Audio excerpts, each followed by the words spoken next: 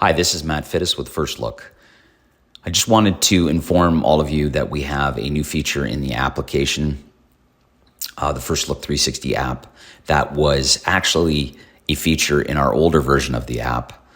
We listened to many of you asking for the screenshot snapshot feature to be brought back into the application, and we've done that. So for any of you who wanted that feature, it's now available to you in the latest version of the application.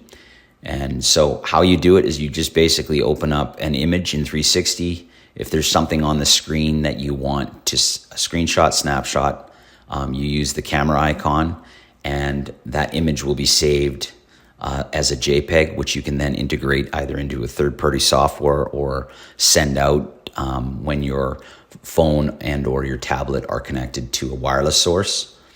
And now it's available. So again, any video that you have recorded or any image that you took, both of those are in 360. However, when you're looking on the screen and you want to take a snapshot of the screen itself, you can do that with the camera icon.